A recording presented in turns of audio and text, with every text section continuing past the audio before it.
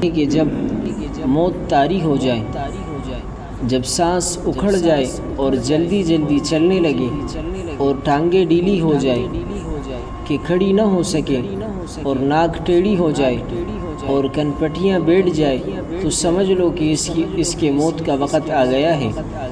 اس وقت زور زور سے کلمہ پڑھنا چاہیے۔ سورہ یاسین پڑھنے سے موت کی سختی کم ہو جاتی ہے، لہٰذا میت کے سرہانے یا اس کے پاس کہیں بیٹھ کر سورہ یاسین پڑھنی چاہیے۔ جب موت واقع ہو جائے تو اہل تعلق اور اعزاء و احباب یہ دعا پڑھے، انا للہ و انا الیہ راجعون۔ اس کا ترجمہ ہے بے شک ہم اللہ ہی کے لیے ہیں اور اللہ ہی کی طرف لوٹنے والے ہیں۔ اسی طرح اللہم اجرنی فی مصیبتی واخلف لی خیرا منہا، یہ دعا بھی پڑھیں۔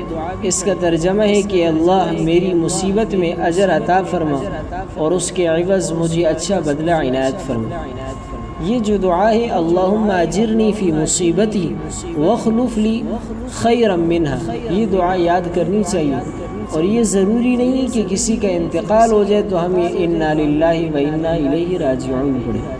کوئی بھی مصیبت آپ کو پہنچے، کوئی بھی حادثے والی غم والی بات سنیں تو آپ انا للہ و انا الیہ راجعون پڑھیں، اور ساتھ میں یہ دعا بھی پڑھے اللہم اجرنی فی مصیبتی واخلف لی خیرا منہا۔ اس کا ترجمہ بڑا خوبصورت ہے، اے اللہ میری مصیبت میں اجر عطا فرما اور اس کے عوض مجھے اچھا بدلہ عنایت فرما۔ مثال کے طور پر آپ کو کوئی حادثہ پیش آیا یا کوئی چیز آپ سے گم ہو گئی تو اس پر آپ انا للہ و انا الیہ راجعون کے ساتھ یہ دعا بھی پڑھیں، اور اس میں اپنے لیے دعا ہے کہ اس مصیبت کے بدلے مجھے اس سے اچھا اور ایک اس سے اچھی نعمت مجھے عطا کر۔ تو اللہ رب العزت کی ذات ایسے موقع پر دعا قبول کر دیتی ہے، اور وہ نعمت جو آپ سے گم ہو گئی ہے، ختم ہو گئی ہے، زائل ہو گئی ہے، اس کی جگہ آپ کو کوئی اچھی نعمت مل جائے گی۔ حدیث میں آتا ہے کہ حضرت ام سلمہ رضی اللہ تعالی عنہ، یہ ام المؤمنین ہے، مسلمانوں کی ماں ہے، نبی اکرم صلی اللہ علیہ وسلم کی ازواج مطہرات میں سے ہیں، پیغمبر صلی اللہ علیہ وسلم کی بیوی ہے۔ ان کے شوہر کا انتقال ہو گیا، انہوں نے پہلے کسی اور سے نکاح کیا تھا۔ جب ان کے شوہر کا انتقال ہوا تو انہوں نے انا للہ و انا الیہ راجعون پڑھا، اور اس کے بعد یہ دعا پڑھی اللہم اجرنی فی مصیبتی واخلف لی خیرا منہا۔ اور یہ حضرت ام سلمہ خود کہتی ہیں کہ میں دل ہی دل میں سوچتی تھی کہ میرا خاوند اور میرا شوہر تو بہت ہی اچھا تھا، اس سے اچھا شوہر مجھے کہاں مل سکتا ہے، لیکن کہا کہ میں یہ دعا پڑھتی تھی کہ اللہ مجھے اس سے زیادہ بہتر بدل عطا فرما دے۔ کہا کہ میں یہ پڑھتی رہی یہاں تک کہ اللہ کے نبی نے میری طرف نکاح کا پیغام بھیجا، اور اللہ کے نبی نے حضرت ام سلمہ سے نکاح کیا۔ تو ام سلمہ کو جو شوہر میرے وہ وقت کے نبی پیغمبر صلی اللہ علیہ وسلم سے ان کا نکاح ہوا، تو اللہ تعالیٰ نے انہیں اتنا عظیم بدل عطا فرمایا کہ ایک عام شوہر کے بدلے اللہ نے وقت کے نبی سے ان کا نکاح کرایا۔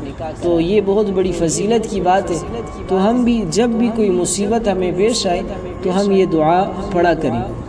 جب موت واقع ہو جائے تو کپڑے کی ایک چوڑی پٹی لے کر میت کی توڑی کے نیچے سے نکال کر سر پر لگا کر گرہ لگا دیں اور نرمی سے آنکھیں بند کر دیں۔ وہ ایک کپڑا سا ڈال دے تاکہ اس کی توڑی سر پر اسے باندھ دے تاکہ اس کا منہ بند ہو جائے۔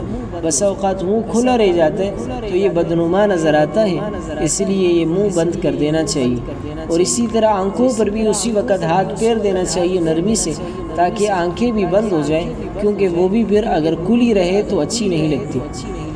اس کے بعد یہ دعا پڑھی بسم اللہ وعلی ملت رسول اللہ، شروع کرتا ہوں اللہ کے نام سے اور رسول اللہ صلی اللہ علیہ وسلم کے دین پر۔